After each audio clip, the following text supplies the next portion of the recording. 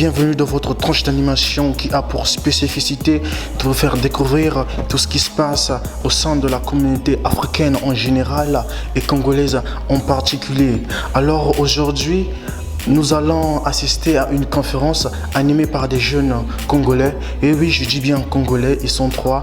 Ensemble, nous allons suivre la conférence. Vous et nous, on se retrouve juste après.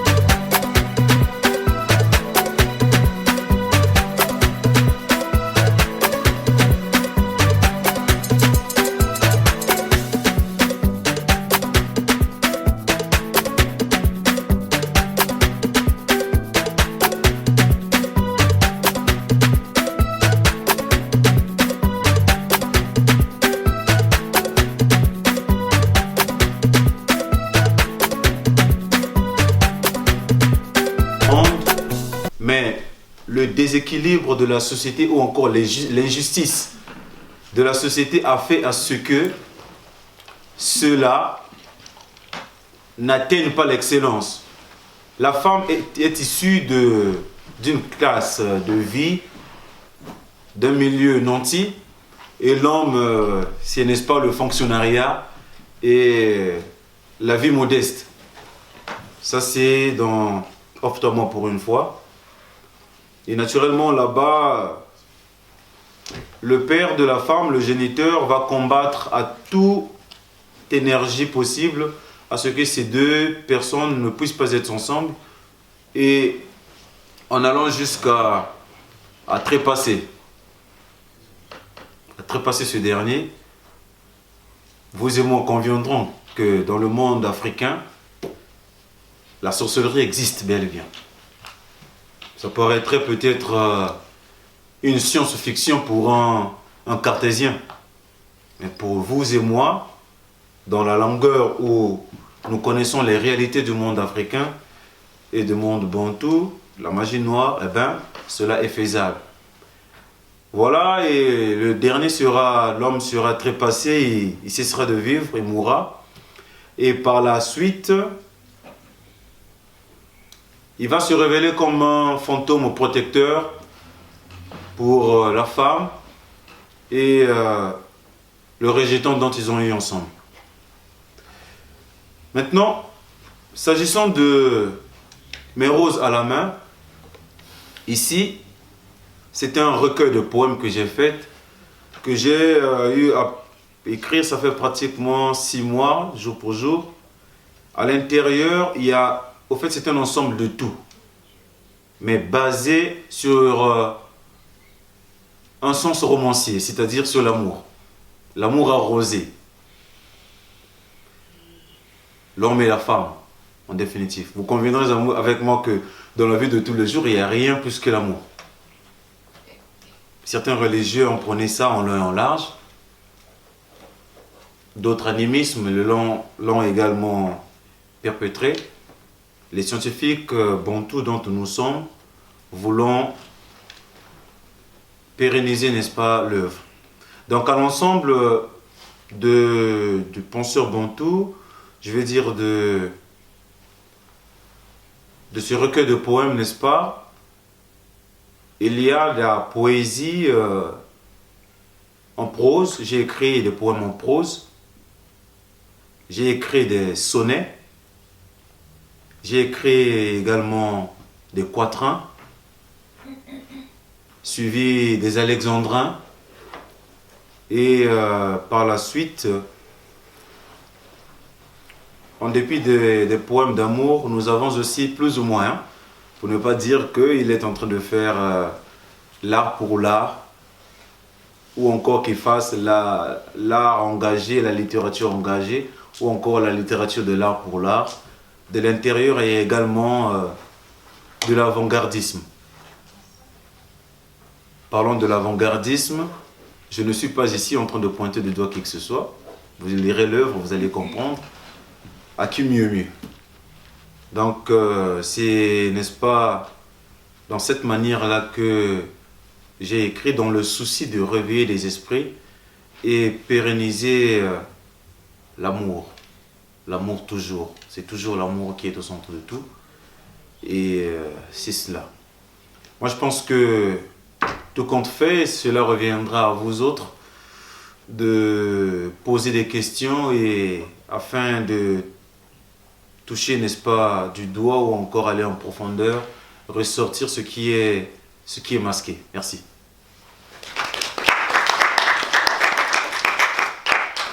Je remets la parole. Bonjour, bonjour. Bonjour. J'espère que tout le monde se porte bien. Merci d'être venu à notre conférence. Nous ne sommes pas venus pour parler de politique ni de religion. Nous parlons de la littérature, des belles lettres. Donc, mon ouvrage s'intitule Bella, reine de Zamunda. Bon, nombreux l'ont déjà acheté à partir depuis l'année passée, la sortie du tome 1. Cette année-ci, j'ai achevé le deuxième tome. Donc la sortie, c'était officiellement aujourd'hui, le 27. Donc, je vais essayer un peu de parler un peu de l'ouvrage, en commençant par le premier tome.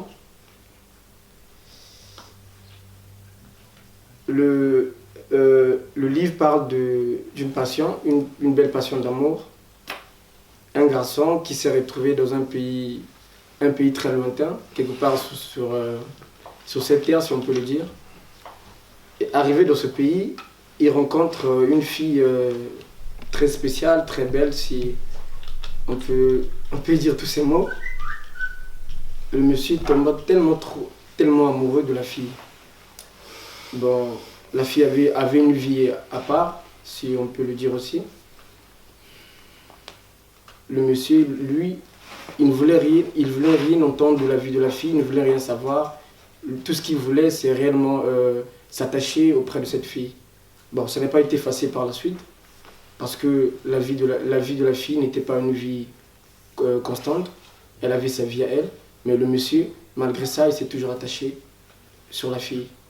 Il continuait toujours à aimer la fille. La fille faisait croire au jeune homme que ça arrivera, un jour on pourra être ensemble, un jour ça pourra marcher. Et lui aussi, je ne sais pas si on peut le dire, bête qu'il est ou bien bête qu'il n'était pas, il continuait toujours à croire. Comme c'est l'amour, comme on dit souvent, il faut toujours y croire. On aime toujours, comment on peut dire, pour certains, on aime avec le cœur, pour certains on aime avec le cerveau, pour certains il faut aimer avec le cerveau, pour certains il ne faut pas aimer. On peut aimer avec l'argent aussi. Tout est possible. Et tout s'approchait un peu, tout allait un peu autrement, jusqu'à ce que un jour la fille ait décidé de s'attacher à un autre jeune homme. Parce que cette fille, elle était vraiment convoitée de plusieurs hommes. Elle était vraiment convoitée, elle était sollicitée de gauche à droite, par-ci par-là. Elle décida de s'attacher un jour à l'un de ses prétendants. Et le jeune homme resta seul comme ça. Il resta seul, il continua sa vie seul. Donc quand je parle déjà que le jeune homme continue sa vie seul, là on se retrouve déjà dans le deuxième tome. Parce qu'à la fin du premier tome, la fille décida d'aller à gauche et le jeune homme aussi il allait à droite. Maintenant dans le deuxième tome, le jeune homme il continue toujours à vivre. Il continue à vivre tout en espérant qu'un jour je pourrai toujours décrocher le cœur de cette fille-là. Un jour, la fille pourra toujours revenir auprès de moi. Un jour peut-être qu'elle pourra venir s'agenouiller auprès de moi pour reconnaître qu'elle m'a tellement trop affligé des peines, des souffrances, qu'elle pourra revenir, tout ira bien. Il continue à vivre en même temps à étudier, vu qu'il était un étudiant. La fille aussi c'était une étudiante. Les deux continuent à étudier ensemble, ils continuent à aller à l'école. La fille aussi continue sa vie avec le même jeune homme. Le garçon aussi continue aussi sa vie, à gauche, à droite, par-ci, par-là, il passait par des moments de turbulence. Le jeune homme allait de relation en relation. Il n'avait pas une vie stable. La fille, cependant, elle avait une vie stable. Elle était à côté du jeune homme jusqu'à ce qu'elle a terminé son cycle scolaire. Jusqu'à ce qu'elle ait terminé son cycle scolaire. Mais le jeune homme avait terminé le cycle scolaire, si on peut le dire, dans le tome 2. Le jeune homme a terminé le cycle scolaire 1 an et demi ou 2 ans avant que la fille puisse terminer le cycle scolaire. Mais non, ce jeune homme il promettait aussi à la fille que moi je t'aime, je pourrais toujours rester à côté de toi, je te laisserai jamais. Pour moi, tu es une fleur, toutes les belles paroles qu'on connaît, qu'on dit souvent dans les histoires d'amour. Mais un jour, le jeune homme, il avait d'autres ambitions. Celui qui était à côté de la fille, il se retrouvera un jour dans un autre pays du monde, dans un Eldorado quelconque, à la recherche de la vie. Il ne supportait plus de rester auprès de la fille, il ne pouvait pas rester auprès de la fille. Et il voyait que sa place était ailleurs, ne pas rentrer par exemple dans leur pays natal, aller ailleurs, chercher sa vie, s'en sortir, pour essayer d'arranger l'avenir de sa famille. Et il abandonna la fille, il se retrouvait quelque part dans un pays. La fille, elle était très déçue parce que elle avait quitté notre jeune acteur, celui qui s'appelle Pretty. Elle avait quitté Pretty en disant que non, là où je me retrouverai, je pourrai réellement, on m'aimera aussi, on fera tout pour moi. Je serai une reine, je serai une princesse. Mais le monsieur, un bon matin, il a laissé la fille, il est parti. La fille était déçue. Elle regardait en face d'elle une vie sans lendemain, par exemple. En face d'elle, elle regardait une vie sans lendemain. Elle ne savait pas qu'est-ce qu'elle devait faire. Elle a commencé à pleurer, se lamenter, tout et tout. Elle s'est dit, mais qu'est-ce que je vais faire? Je vais rentrer comme ça, après mes études, je rentre comme ça au pays. Le jeune homme, quand on a mis du temps, je me disais que c'était celui qu'il fallait. Je me disais que c'était celui qu'il faut. C'était le jeune homme parfait. Il m'a abandonné comme ça. Il est parti comme ça. Qu'est-ce que la fille décida? Pour elle, la seule solution qu'il a restée, c'était quoi? De renouer avec son passé, de retourner en arrière. Elle décida de retourner en arrière. Elle repartait auprès du jeune homme, auprès de notre acteur, Pretty. Elle a essayé de parler avec l'acteur. Du genre, je sais que je t'ai affligé beaucoup de mal, je t'ai fait beaucoup de peine. Je n'ai jamais été la petite amie que tu voulais, ou bien la fiancée que tu rêvais de moi. Je n'ai jamais été, par exemple, la fille parfaite que mes parents voulaient que je puisse être, mais je sais qu'aujourd'hui, je décide, je serai la personne que tu veux. Le jeune homme, lui aussi, il était un peu déçu. Il s'est étonné du fait que la fille s'est retournée en arrière pour essayer de lui parler, dire qu'elle a fait une grave erreur dans sa vie et veut réparer son passé. Mais le jeune homme, il sait que la fille lui avait affligé beaucoup de peine, beaucoup de mal, mais il décida quand même de pardonner, de croire un peu à ce que la fille lui avait dit. Il décida de pardonner à la fille. Les deux ont essayé de revivre encore les bons moments, par exemple, ensemble. Ils ont essayé de revivre les bons moments ensemble. Ils se sont fixés, comment je peux dire, un destin ensemble. Ils ont décidé d'aller ensemble sur un même chemin. Donc, voilà un peu en bref ce que je peux dire sur l'histoire, en partant du tome 1 jusqu'au tome 2. Donc, avec la séance de dédicace, toute personne qui ne sait pas encore... qui ne sait pas procurer le premier tome, il peut le procurer. J'ai quelques exemplaires du premier tome.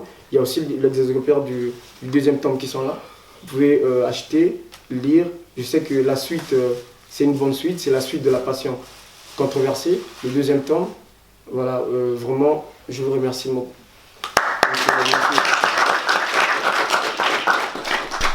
Eh bien, Sangata, ma question va s'adresser particulièrement à M. Malcolm, y compris M. Ngakoso Jidoka. Tout à l'heure, je vous aurai une interview. Nous aurons tout le temps de discuter, de débattre sur certaines choses. La première question, c'est de savoir Déjà, quand j'essaie de lire la première phrase, tout simplement, de votre, je ne sais pas comment appeler ça déjà, le rédacteur que je suis raconte. Déjà, cette phrase, moi, je la trouve un peu prétentieuse. Vous parlez plus de vous, parce que en amont, il y a votre nom. Il y a une signature Malcolm Montino. Donc, moi, je trouve, vos œuvres sont beaucoup plus... Vous êtes plus prétentieux, tu vois. C'est beaucoup plus la personnalité que vous voulez mettre en avant que l'œuvre, par exemple. Vous parlez plus de vous, vous voulez vous mettre en valeur en oubliant que, avant de vous mettre en valeur, il y a un message à passer d'abord. Et je me dis, l'affichage, c'est pas bien, c'est pas mal, excusez-moi, mais je dis c'est quand même du gâchis. Il y avait quand même de l'espace, vous pouvez remplir quelque chose ici. Bon, ça n'engage que moi. Pourquoi avoir fait ce genre d'affichage, laissant toutes ces deux, je dirais pas pages, mais au moins cet espace vide. Pourquoi? Parce qu'on dit souvent la nature a horreur du vide, et là, ce vide-là, je sais pas, ça signifie quoi exactement? Et Jidoka Rangakoso. Bella Reine de Zamunda, c'est un roman. Certes que vous êtes romancier, écrivain, hein, de haute classe, on peut se le dire. Pas encore. Pas encore, mais en devenir. Reine de Zamunda, Bella, est-ce que, moi je me pose une question. Ce n'est pas votre vie que vous essayez de raconter là.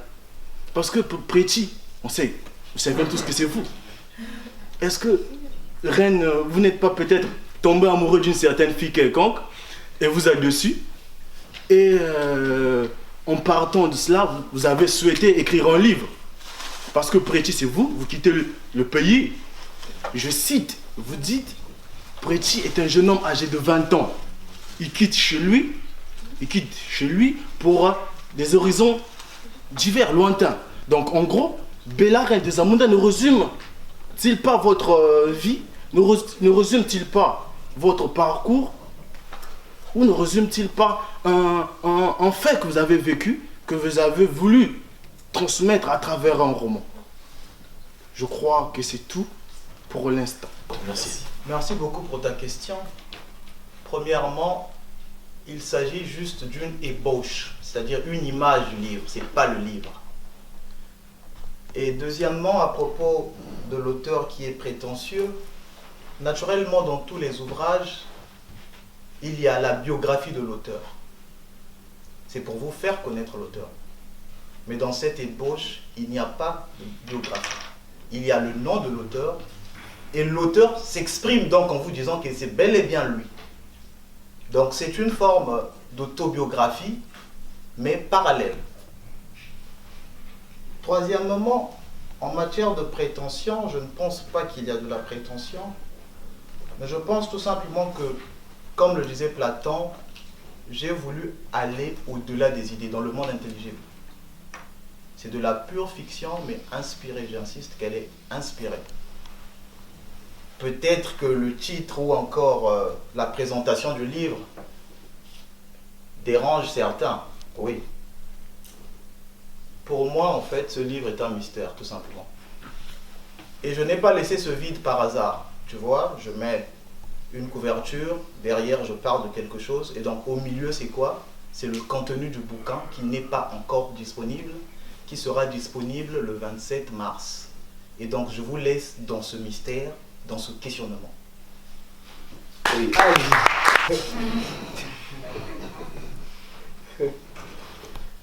La première question que tu demandes, est-ce que je raconte ma vie? Il y a l'autre question, tu dis, Preti c'est pas un mot, par exemple. Il y a une autre, tu dis, Bella Reine de Zamunda ne résume-t-il pas vous, votre vie? Dans le roman, le roman, ouais, ok. Parce que c'est illustré dans le roman, dans la description sur Amazon. Preti a quitté son pays natal à l'âge de 20 ans. D'accord, ok. Ce que je peux dire, c'est que je l'ai même dit lors de le tout dernier interview avec Jonathan, je l'ai bien dit. Preti, Preti possède une partie de moi. Donc ça ne veut pas dire que C'est pas vous, quoi. il possède une partie de moi. Donc je ne pas. Voilà, il possède une partie de moi. Donc il peut avoir quelques passages ou quelques attributions que j'ai données au personnage qui reviennent de moi-même, par exemple. Tu comprends? Quand j'ai, par exemple, 20 ans, c'est le même âge que j'ai quitté le pays, quand je suis arrivé en Ukraine. Donc, par exemple, l'âge que Pretia, c'est une partie de moi. Donc vous avez été dessus également. À la reine des amours. Mais non, parlons parlons de la déception. Je peux te répondre, pas forcément. Je veux m'adresser particulièrement à l'auteur Malcolm. Bon, moi, personnellement, je n'ai pas vraiment compris réellement le thème de votre livre, de votre œuvre et le contenu. Parce que vous avez parlé du chronon, de l'astre qui provient de l'univers, qui veut heurter la planète Terre. Et dans le contenu, on trouve que c'est une personne qui est diplômée, instruite, qui va faire une rencontre avec une femme qui va changer sa vie. J'aimerais aussi savoir dans quelle mesure cette femme changera ou va changer la vie de... je ne sais pas, j'ai oublié, je ne sais pas s'il y avait un nom. J'ai pas mentionné son nom. Voilà, du personnage. Donc j'aimerais savoir un peu, bon, voilà un peu en quelque sorte. Vous avez touché du doigt l'œuvre en tout cas. Et je ne sais pas si je suis obligé de vous répondre, mais je pense qu'il le faut. En parlant de l'astre dont vous avez parlé, il s'agit d'une météorite. Nous savions tous que lorsqu'une météorite est en direction de la Terre, et surtout lorsque sa taille est plus grande que notre planète, il sied à savoir que l'espèce humaine pourrait être en voie de disparition. C'est la question que l'auteur pose. Parallèlement au résumé du livre, oui, il y a un grand écart entre le titre et le résumé. Mais cependant, il y a une question que j'ai posée. Après d'avoir rencontré cette femme, l'auteur nous signifie que le destin de ce jeune homme, aussi bien diplômé, va donc basculer. Et l'auteur précise que son destin va basculer des enfers au paradis et du paradis aux abîmes de lumière. Il s'agit encore là de comprendre ces termes. Que représentent les enfers? Que représente le paradis? Que représentent les abîmes de lumière? Encore là, il y a contradiction. Abîme veut dire profondeur, obscurité. Mais pourquoi l'auteur nous parle-t-il des abîmes de lumière? Et l'auteur précise que désormais, son destin sera à jamais lié à celui de l'humanité. Et donc on finit par comprendre que la météorite qui arrive envers l'humanité, pour détruire l'humanité, met en danger le destin de l'humanité. Mais ce même destin de l'humanité devient donc lié au destin de ce jeune homme. Et quel est ce destin? Comment a-t-il pu basculer? Et c'est là le mystère de l'ouvrage. Et donc, soyez patients. D'ici le 27 mars, vous serez le premier à en recevoir. Pour ne plus vous poser trop de questions. Je ne suis pas satisfait en tout cas. D'accord. Réellement. Exactement. Vous ne pouvez pas être satisfait parce que vous touchez du doigt l'œuvre. D'accord. Et pour des raisons commerciales, il n'est pas bon de donner des aperçus du livre, sinon les gens n'achèteront pas. Donc je vous laisse dans ce doute-là. Il faut que je vous fasse douter, il le faut. Il faut que vous posiez ces questions pour que le livre soit acheté naturellement. Et donc gardez votre mal en patience. Bon, maintenant, en ce qui concerne M. Ngakoso, En tout cas, j'ai été flatté d'écouter à peu près l'aperçu du premier thème. En fait, ça m'a quand même titillé un peu, quoi, parce que c'est une monnaie courante pour nous les jeunes. On croise ce genre de situation tout le temps. Alors, bon, pour la fin, j'aimerais savoir qu'est-ce qui s'est passé après. Est-ce que cet homme-là a pu aimer cette Bella? Parce qu'il y a eu quand même un laps de temps qui s'est passé entre ces deux personnes. Et ensuite, après une déception, elle alla trouver une autre personne, une personne qu'elle avait connue autrefois. Est-ce que réellement cette personne-là, en tant qu'être humain, pourra satisfaire notre-là, Bella? Parce que après une déception, vous savez que c'est pas facile de faire confiance à une autre personne, peu importe sa vertu, peu importe sa qualité. Donc voilà un peu. Merci pour la question. C'est une très belle question. On sait tous que la déception, c'est pas facile. Est-ce que le jeune homme acceptera facilement de continuer encore le même chemin avec la fille? C'est la réponse dans le tome 2. À la fin, quand tu liras le tome 2, tu verras qu'à la fin, le jeune homme il s'est retrouvé encore ensemble avec la fille. Ils ont essayé de vivre ensemble. Mais non, il y a une problématique qui se pose dans le tome 2. Le jeune homme accepta la fille. Ils ont essayé de vivre ensemble, ils ont fait quelques projets ensemble, ils ont eu un petit foyer ensemble. Mais est-ce que réellement le jeune homme continuera à aimer la fille de la même manière? C'est ça la problématique qui se trouve dans le tome 2, à la fin du livre. Peut-être une ouverture vers le troisième tome, peut-être. Personne ne sait. Donc, voilà un peu la réponse à ta question. Le garçon essaya de vivre ensemble avec la fille.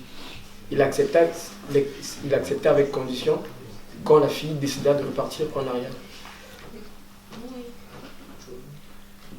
Maintenant, la problématique, c'est de chercher à savoir comment ils ont vécu ensemble. Dans le bonheur, le malheur, comment, on ne sait pas. C'est une problématique. C'est l'ouverture peut-être à un grand questionnement. Donc, c'est tout ce que je peux répondre pour le moment. Quand tu achèteras le deuxième tome, c'est sûr que tu verras la réponse à ta question d'intérêt. Bon, bien. Pour terminer, le Muntu. Parce que vous avez parlé les roses sur la main.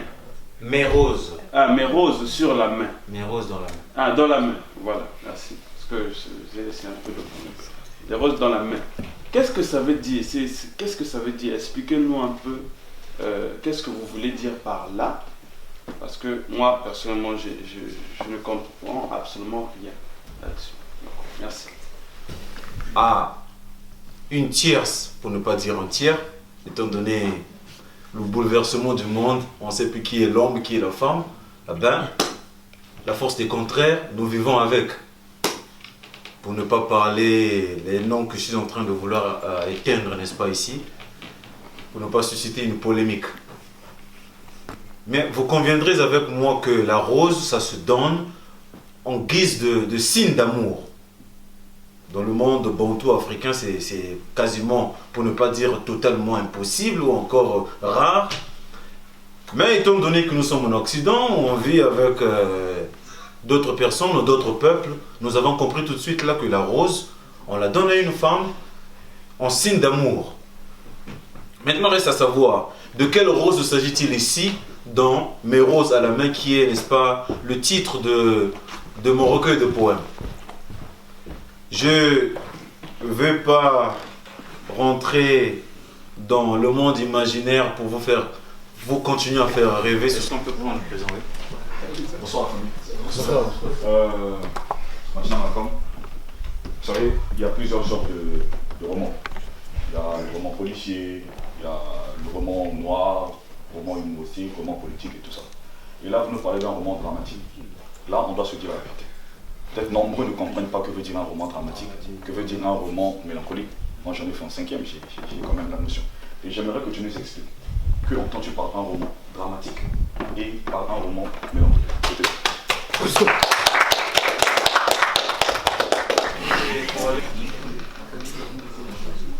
Vous avez posé des questions, vous voulez des réponses? Je suis un peu sérieux entendre. Si je comprenais bien votre question, il s'agit de situer le roman dans son genre littéraire. Situer le roman, moi je connais, je nous a dit, le roman il est dramatique. Moi je sais que veut dire un roman dramatique. Mais de la manière que toi tu nous as expliqué l'histoire, je n'ai pas voulu voir il y a quoi de dramatique dans le livre. Donc moi j'aimerais savoir, peut-être que c'est moi qui ai perdu parce que je l'ai fait en 5e. Non, c'est pas que vous avez perdu. Il s'agit d'un résumé.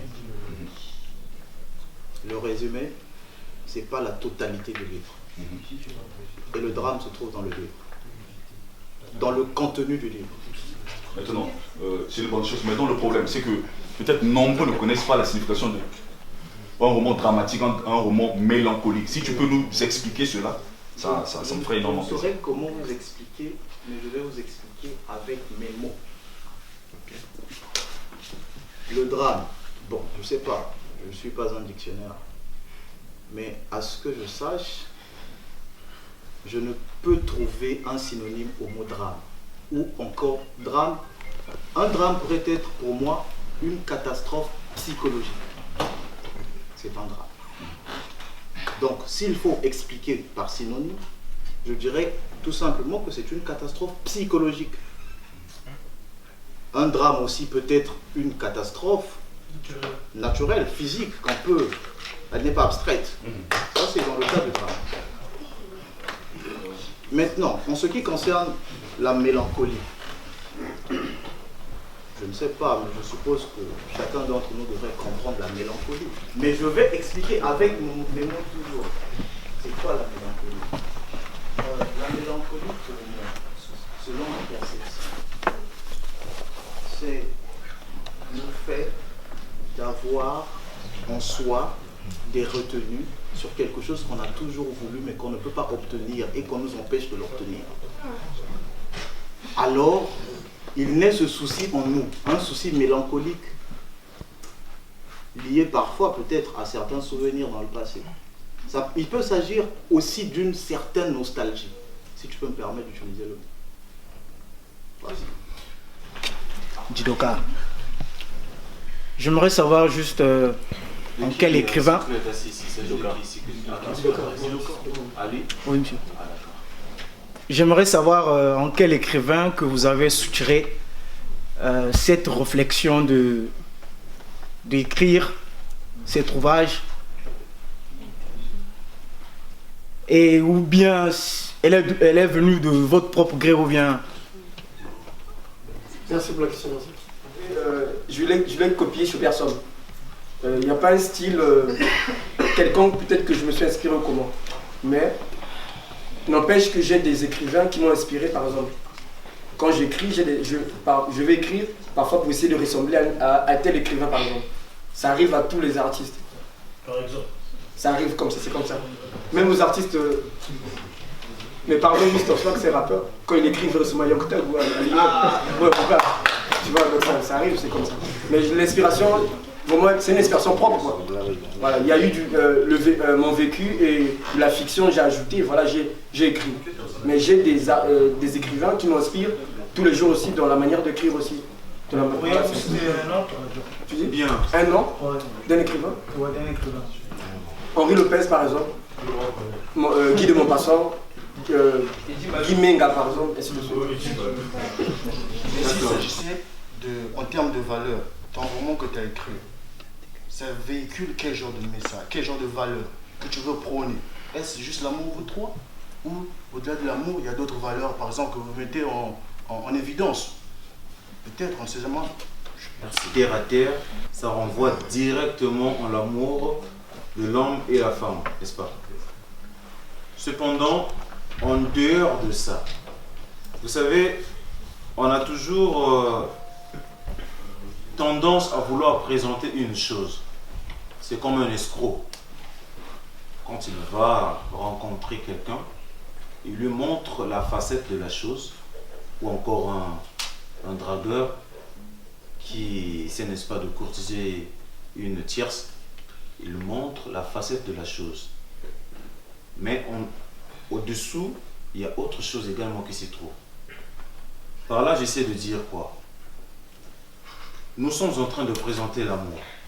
Je présente, moi, l'amour. Mais, au fond, il y a des valeurs bantou, africains, kamet, que nous sommes en train de prôner, principalement moi. Vous savez, quand on est inspiré, on ne cherche pas une inspiration dramatique ou encore romantique ou encore policière. Non. L'inspiration, ça vient. Et on le classe. Vous regardez cette image, il s'agit bel et bien d'une catastrophe naturelle. Il s'agit donc d'un drame. Et le genre, en général, il est dramatique. Mais tout un roman ne peut pas être constitué du drame. C'est impossible. L'histoire d'une vie ne peut pas être totalement dramatique. Mais en général, on dit que c'est dramatique. Et pour te dire, l'enseignement qu'il y a dans ce livre, c'est quoi? La valeur que je prône, c'est de l'héroïsme. C'est-à-dire que quand il y a un drame, une catastrophe naturelle, il y a des gens qui sont là pour aider, des héros. Batman. Donc c'est un esprit, c'est de l'héroïsme ou encore un esprit héroïtique, excusez-moi. Et donc je prône l'héroïsme totalement, ou encore dit, quand vous serez dans la profondeur du bouquin, c'est tout simplement un esprit patriotique. En particulier à M. Montina Malcolm. Et tout de suite, on a écouté M. Judoka Okore qui a dit qu'il lisait souvent certains auteurs, notamment il a énuméré les noms, il les a cités. Et je voulais particulièrement m'adresser à M. Montina, il a parlé depuis le début d'inspiration. Et moi, ma question était de savoir quelle est la source, parce que l'expression sous toutes ses formes a une source. Ça peut être une personne, ça peut être quelque chose d'autre. Et moi, je voulais qu'il nous explique un peu d'où est-ce qu'il tire son inspiration, quelle est la source de l'inspiration de ce livre-là. Merci. Qu'on appelle le Da Vinci Code, écrit par Dan Brown, un Américain, un best-seller, qui a été vendu à 86 millions d'exemplaires dans le monde. Et donc, j'ai voulu, s'il faut le dire, aller au-delà de Dan Brown, mais dans une vision parallèle. En fait, ma question est plus à M. Ngakoso Judoka. En fait, je n'ai pas lu l'ouvrage, je m'excuse pour cela, mais j'ai envie de connaître. Mais avant, j'aimerais savoir quel est le conseil général que vous voudrez véhiculer à votre public en écrivant Bella, la reine des Amandas. Parce que chacun en lisant peut avoir son conseil et puis tirer, alors que c'est pas ce que vous voudrez vraiment nous faire véhiculer. Donc quel est ton conseil général ou bien ton idée générale pour ceux qui lisent ou bien...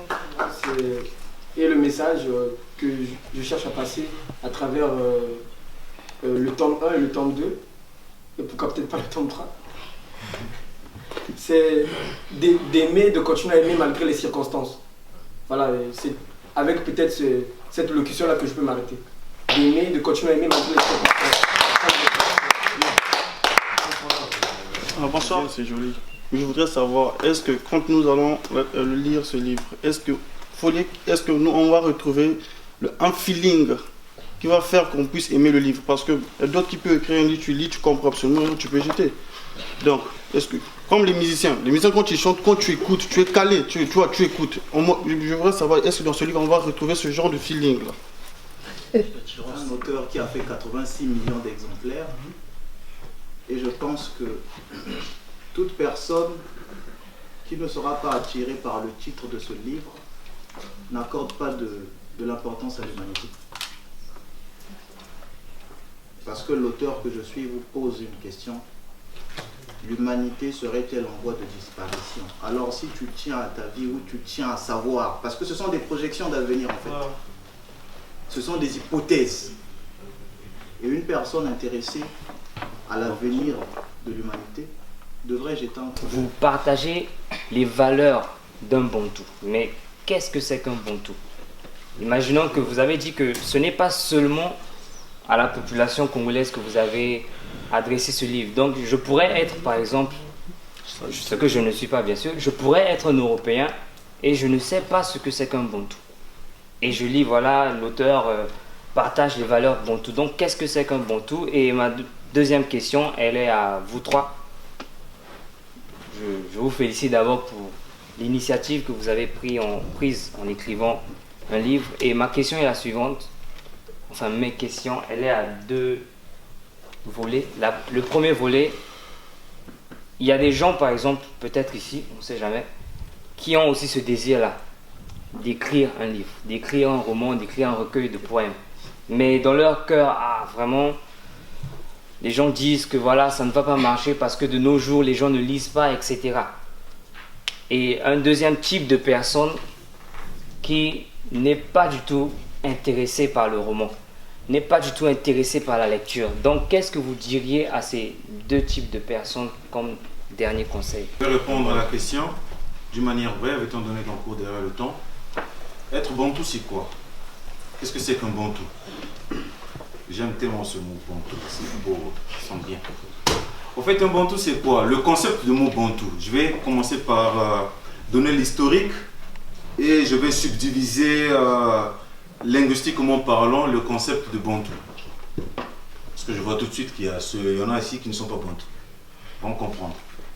Bien, le peuple Bantou, dans la genèse du monde, lorsque le monde, les civilisations ont commencé à se former, lorsque les civilisations ont commencé, n'est-ce pas, à se créer, à se faire, des royaumes, suivis des États de nos jours, il y avait, suivez-moi très bien, suis-moi, il y avait en Afrique un État, un royaume, un empire dirigé par un pharaon. Je vous dirai ici, c'est un très long débat, c'est vraiment très long, on va rentrer, je n'aurai pas le temps de rentrer en profondeur, mais il faudrait que vous sachiez qu'il y a eu un royaume, comme j'ai dit à l'introduction, qui existait des milliers d'années par rapport à notre ère. Et dans cet état, il y avait un peuple dont Pythagore, non pas Pythagore, Thalès, dans ses propres dires, il a écrit que c'est un peuple qui a une couleur de peau très noire. C'est Thalès qui le dit.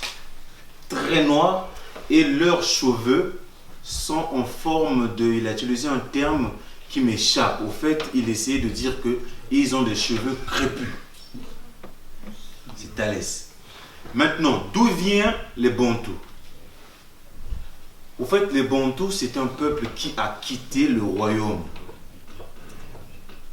et ont immigré vers l'Afrique subsaharienne, pour certains, d'autres dans d'autres contrées comme, parlons de l'Afrique astrale, si je ne me trompe pas trop, australe, merci. Donc parlons d'une partie de... Voilà. Ce sont ceux-là qui se sont trouvés en ce temps-là. Maintenant, les Bantous, dont je vais dire ici, c'est quoi? Le mot Bantou vient de quoi? Ntou.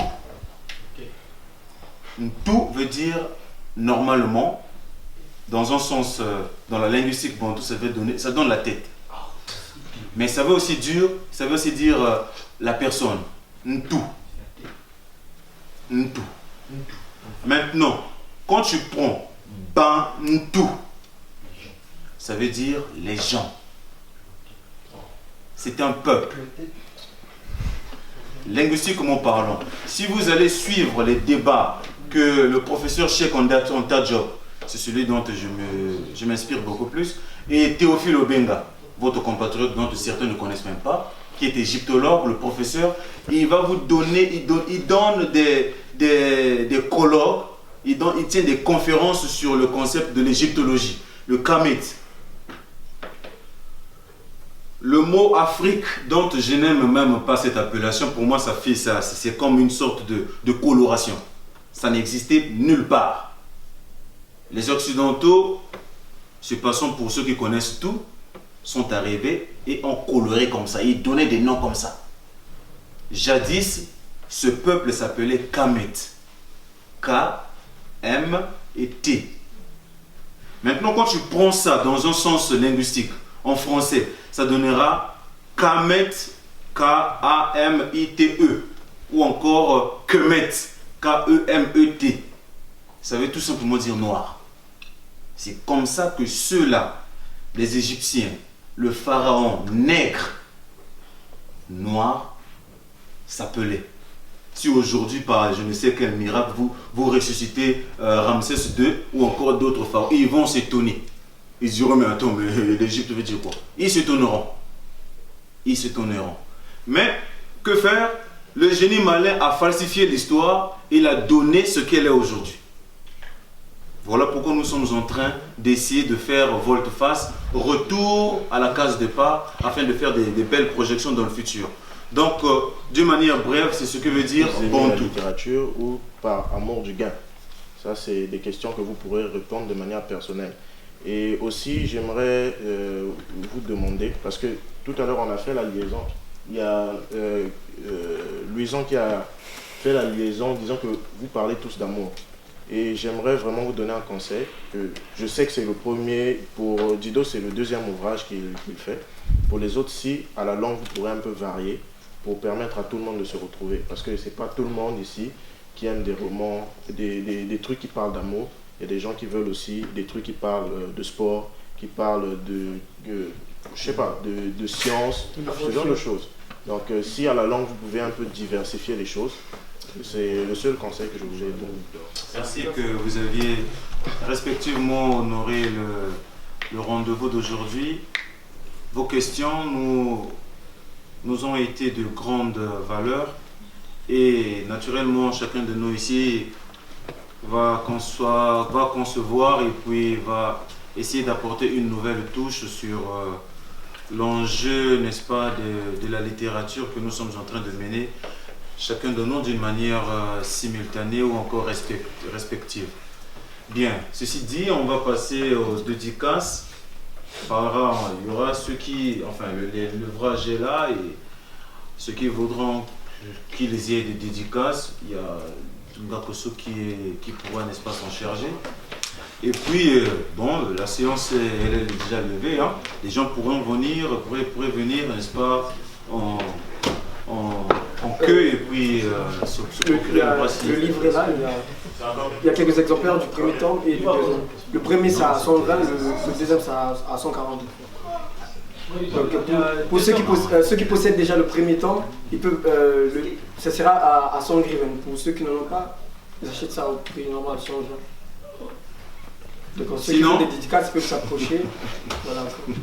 C'est terrible les choses. Après on va passer à l'apéritif. Sinon on a terminé. Non. Sinon on passera par l'apéritif par la suite. À moins qu'il y ait... On a terminé, à moins que tu aies quelque chose à dire. Parce que non, bien sûr parce qu'on a fini déjà. On a terminé. Hein. Le dédicace c'est maintenant? Le dédicace c'est maintenant. Celui qui veut, le dédicace il peut passer, on le dit pas de après on va passer à l'apéritif.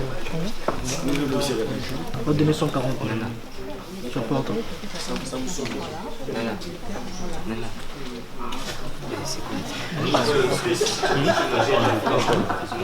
Salut monsieur. Bonsoir. Comment est-ce qu'on vous appelle? Je m'appelle Mourik. Alors quelles sont vos impressions? Bon, mes impressions par rapport à cette conférence sont d'abord, peu les résumer en un sentiment de joie d'abord, parce que c'est quelque chose qui nous booste. Moi personnellement, ça me booste à faire quelque chose de plus grand, à essayer quelque chose de plus grand. En voyant mes frères ici, je me dis que chacun de nous qui a participé peut au moins avoir un exemple. Vous voyez, quand on les écoute, débattre, répondre aux questions, on commence à réfléchir, à avoir une imagination. En tout cas, ça m'a donné de la joie. Ok, mais un petit mot gentil à l'égard de les 3 écrivains, les 3 Congolais qui ont eu cette initiative d'écrire 3 romans, 3 œuvres. Un petit mot gentil comme ça. Bon, je vais d'abord commencer par les féliciter parce qu'il y en a beaucoup. Bon, quand je dis beaucoup, je ne parle pas de personnes, mais beaucoup d'œuvres qui sont entassées parfois dans nos armoires, dans nos chambres, mais c'est jamais sorti. Mes félicitations d'abord à eux qui non pas seulement ont écrit dans leur secret, mais également eu le courage de le sortir et surtout beaucoup de courage pour l'avenir. Et encore, soyez des braves quoi. Merci. Merci beaucoup. Ok, on continue. Salut, j'ai jamais côté un jeune Congolais, très bien habillé, il est élégant. Comment est-ce qu'on vous appelle, monsieur? Je m'appelle Mbunjaï Mongi Yann Patrick. Et pourquoi vous êtes ici?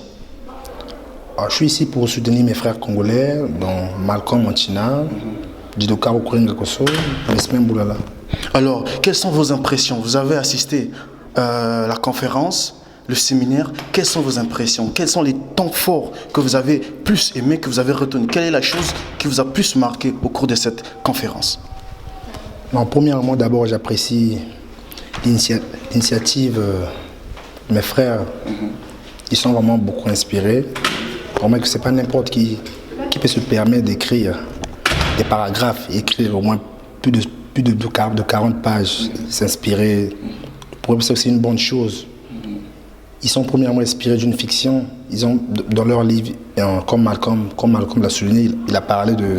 Non, c'est bien beau tout ça, mais en quelques mots, explique-nous un peu ce que tu as le plus retenu. Quelles sont les valeurs que les 3 ont véhiculées qui t'a le plus marqué? Que eux tous, dans leur ouvrage, ils parlent un peu d'amour, tout ça là. Bonjour. Comment est-ce qu'on vous appelle? Moi, c'est Cédric. Cédric? Oui, Cédric Malonga. Alors Cédric, quelles sont tes impressions? On peut se tutoyer? Oui, il n'y a pas de problème. Alors quelles sont tes impressions par rapport à cette conférence que tu viens d'assister? Bon, d'entrée, je dirais que je suis satisfait de sortir, je suis satisfait.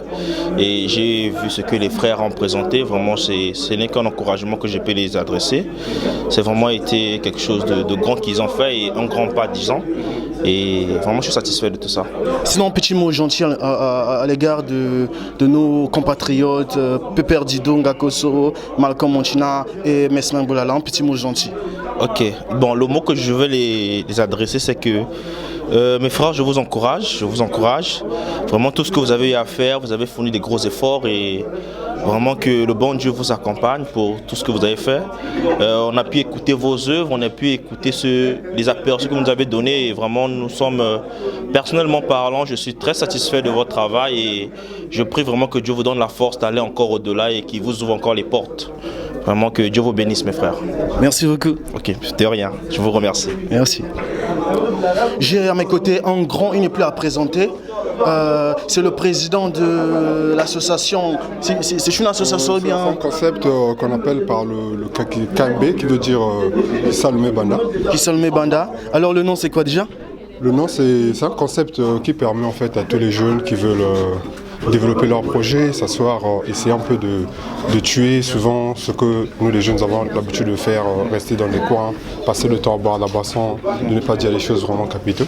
Donc le concept c'est en fait changer l'histoire de la jeunesse congolaise, faire à ce que tout le monde soit positif, tout le monde puisse apporter des choses positives dans sa vie. Voilà, ça. Alors, ok, donc quelles sont tes impressions, hein? Sinon quelles sont vos impressions par rapport à la conférence que vous venez d'assister? Mes impressions à propos de la conférence, je suis très content de mes frères. Vraiment, j'aimerais que le bon Dieu puisse les soutenir. Comme on dit, petit oiseau demain sera grand oiseau.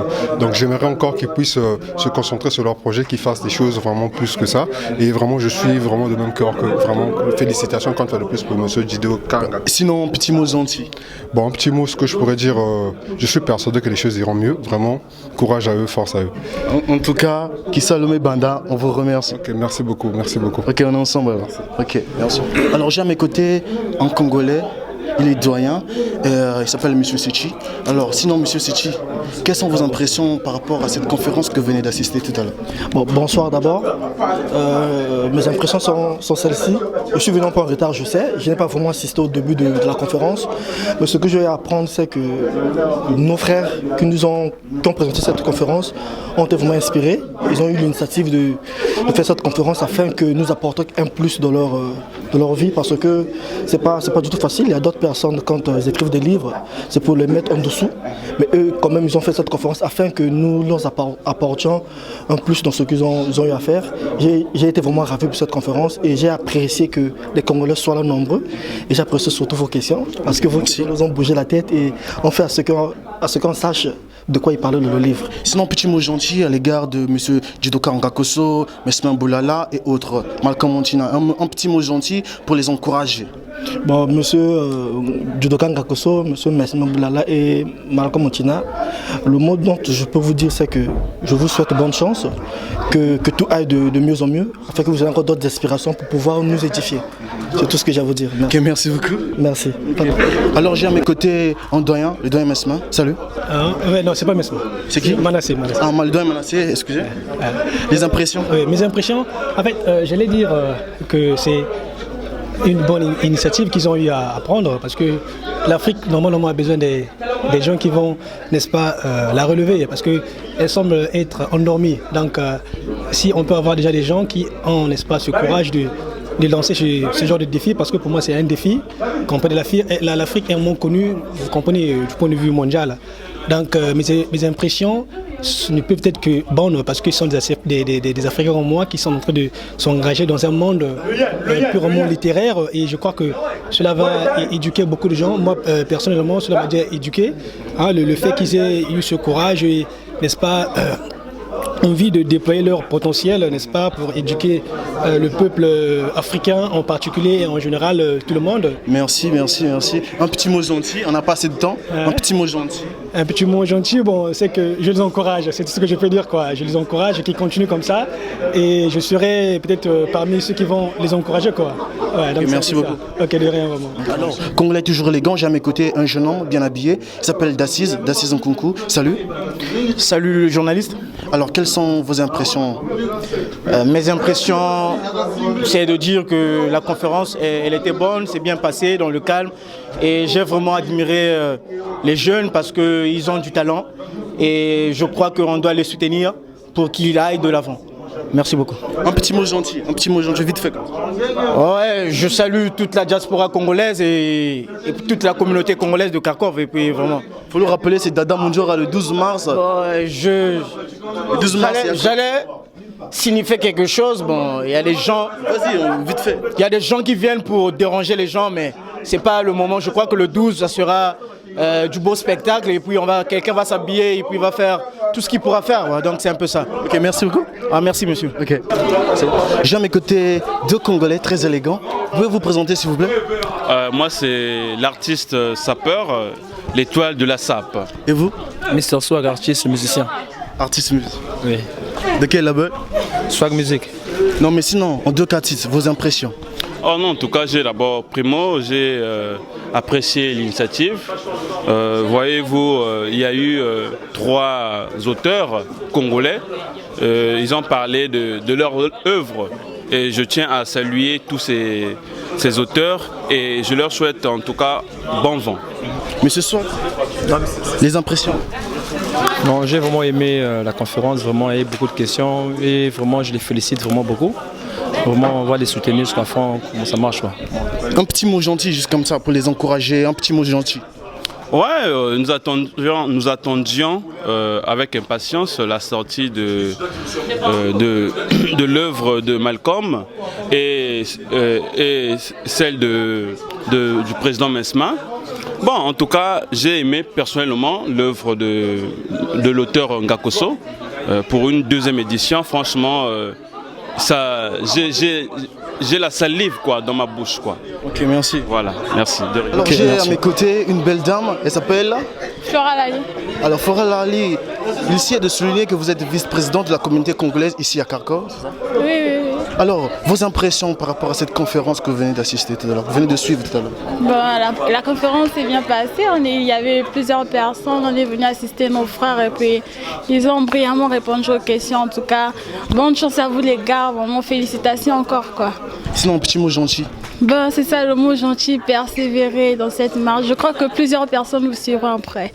Merci. Ok, merci. J'ai à mes côtés le président de la communauté congolaise ici dans la ville de Kharkov. Il s'agit de Bernard Mwanga. Bernard de Mwanga, autrement dit, le King Saka Bernard le meilleur. C'est bien cela? Oui, effectivement, oui. Sinon, vos impressions par rapport à la conférence que vous venez d'assister, quelles sont vos impressions?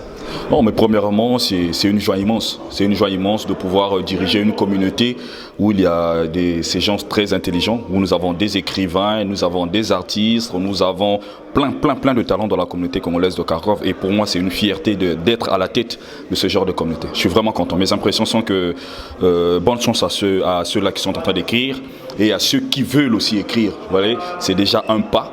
Et je suis sûr qu'il y en a tant d'autres qui feront le même pas. Et ce n'est pas M. Okwerenga Koso qui gagne, ce n'est pas M. Mesmin Boulala qui gagne, ce n'est pas M. Malcolm Antina qui gagne, mais plutôt c'est la communauté congolaise de Kharkov qui gagne. Voilà. Alors on appelle à l'endroit de cette communauté congolaise qui se lance dans ce monde de romans, un petit mot gentil comme ça. Un appel. Non mais tu sais, c'est pas tout le monde qui peut être écrivain, mais j'en fais un appel que tous ceux qui ont du talent peuvent l'exercer au sein de notre communauté congolaise de Kharkov. Parce que nous avons un nouveau programme, c'est de lancer des talents de la communauté. Si tu es un musicien, eh bien, tu auras l'appui de la communauté. Tu es un écrivain, tu auras l'appui de la communauté. Tu es un humoriste, tu auras l'appui de la communauté. Et c'est tout ça qui fait la beauté, qui fait l'unité, qui fait la cohésion, qui fait l'amour de notre chère, belle communauté congolaise de Kharkov. Sinon, vous avez un projet en cours le 12 mars. Parlez-nous-en, juste en deux petits mots, de Katis. Le 12 mars, qu'est-ce qui va se passer? Nous allons fêter et honorer la femme africaine en général et congolaise en particulier. En 2 mots. Oui, effectivement, nous allons fêter le 8 mars, mais nous n'allons pas fêter le 8. Le 8, nous aurons un match contre la communauté camerounaise de Kharkov. Et le 12, c'est ce jour tant attendu que nous allons honorer la femme africaine en général, mais la femme congolaise en particulier.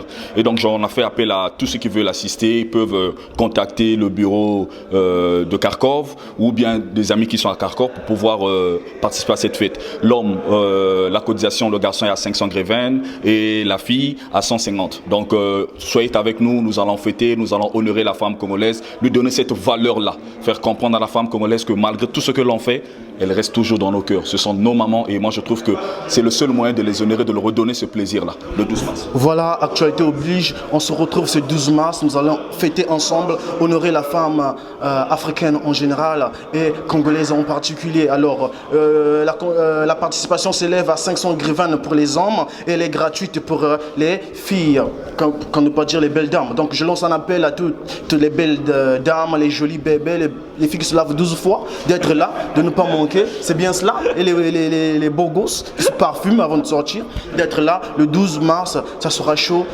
Je peux ajouter quelque chose? Oui. En fait, pour les filles congolaises de Kharkov qui sont enregistrées, qui sont légalisées, sont donc légales, pour ces filles-là, c'est gratuit. Mais pour les filles qui ne sont pas de la communauté, qui soit de l'extérieur, paye 150. Voilà ce petit système que j'avais envie un peu d'arranger. Merci beaucoup. 150 seulement, c'est pas cher. Venez, nous allons fêter ensemble. C'est l'Afrique qui gagne. Merci beaucoup, Président. C'est moi qui vous remercie. Africa, olé. Oui, toujours. On se retrouve. Bonsoir. J'ai à mes côtés Monsieur Mesmin Boulala. Bonsoir, Monsieur Mesmin. Bonsoir. Alors sinon, donnez-nous vos impressions par rapport à la conférence. Vous êtes l'auteur. Quelles sont les retombées positives que vous pouvez tirer de cette conférence? Est-ce que les gens ont répondu présent à votre appel?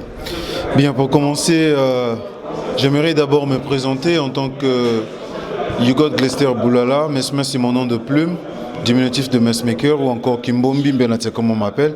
Mes impressions sont naturellement positives, étant donné que nous avons lancé l'appel aux Congolais et aux d'autres compatriotes, si je parlerai en termes de compatriotes ou encore d'Africains, étant donné que l'Afrique c'est un ensemble d'un peu de tout.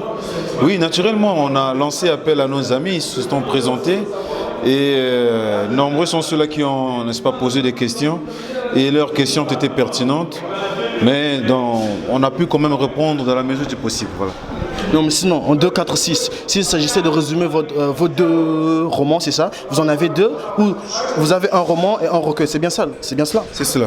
Et s'il s'agissait de résumer votre roman en 2, 4, 6, vous pouvez dire quoi exactement? Quelles sont les valeurs prônées par votre roman? Bien, pour le roman, naturellement, qui s'intitule « Offre-toi moi pour une fois », il s'agit là de pointer du doigt un comportement néfaste de certains parents qui appartiennent à une classe nantie et qui ne veulent pas que leurs enfants aillent avec ceux qui sont pauvres. Donc cette tendance de discrimination, j'étais là, n'est-ce pas, en train de pointer du doigt et rappeler que l'amour n'a pas de frontières. Si la personne a fait son choix, il faut, n'est-ce pas, honorer son choix. Sinon, le recueil nous parle de quoi?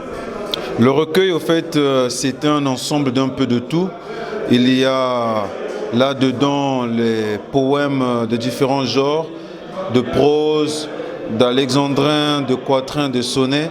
Au fait, ça parle de l'amour en sens général et il y a un tout petit peu de l'avant-gardisme. Et là, si nous sommes pris par le temps, nous n'avions pas assez de temps pour décortiquer ensemble le roman et le recueil. Mais j'ose croire, d'ici peu, nous allons nous revoir. Question de couper les thés, mettre les points sur les i. Question de bien discuter, de bien décortiquer vos œuvres. D'ici peu, je vous dis, on se retrouve à la prochaine occasion. Merci une fois de plus. Monsieur Boulala, c'est bien cela? C'est cela. En tout cas, c'est cela, c'est cela. Mais sinon, bon courage, on est ensemble, c'est la famille et c'est l'Afrique qui gagne. Merci beaucoup, monsieur Messima. Merci beaucoup, Africa Oye, Oye, Oye, nous vous remercions. Merci, Africa Oye, toujours Oye, merci beaucoup. J'ai à mes côtés deux Congolais, oui, ils sont écrivains.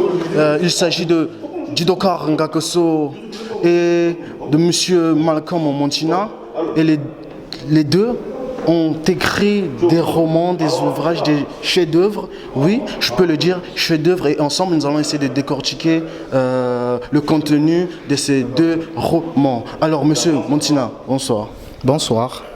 Alors, quelles sont vos impressions à la sortie de votre conférence que vous venez d'organiser? Nous sommes totalement satisfaits. Les gens ont honoré le rendez-vous et ils ont posé les questions qu'il fallait et nous avons levé le voile sur les mystères des romans. Sinon, s'il s'agissait de résumer votre livre, il essayait de rappeler, c'est quoi déjà le titre? Le titre, c'est Après la Terre. Après la Terre. Mystère? Oui, c'est un titre mystère, vraiment. Et s'il s'agissait de le résumer en deux mots, vous dites quoi? Après la Terre est un livre dramatique, pas seulement dramatique, mais aussi plein d'aventures et héroïque. C'est tout?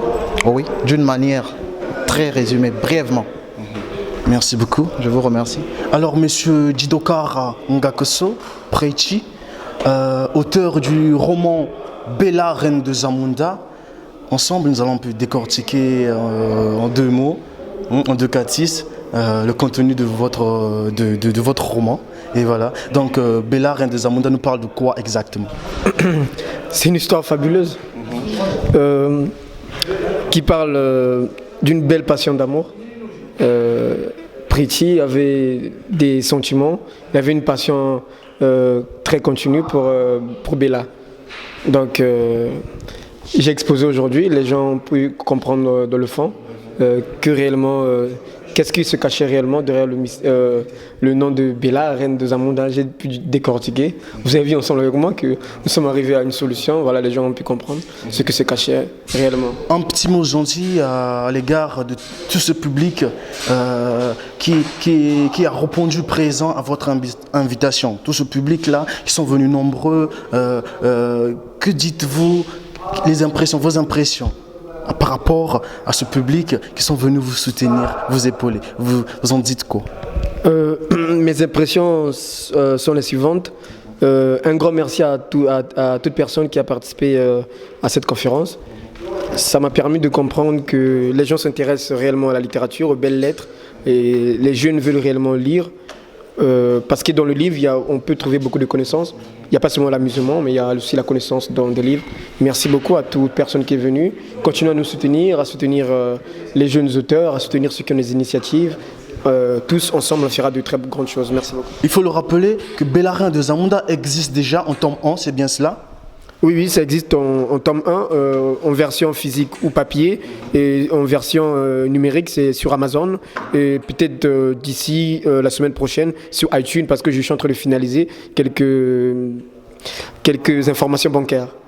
Merci beaucoup. Et le plaisir, je crois, est partagé. J'ose croire que d'ici peu, nous allons nous retrouver. Question de décortiquer, de parler en long et en large vos œuvres intitulées déjà Après la Terre, c'est ça? Oui. Après la Terre, Malcolm Montina, c'est bien cela. Et Bella, Reine des Zamunda, Dido Ngakoso.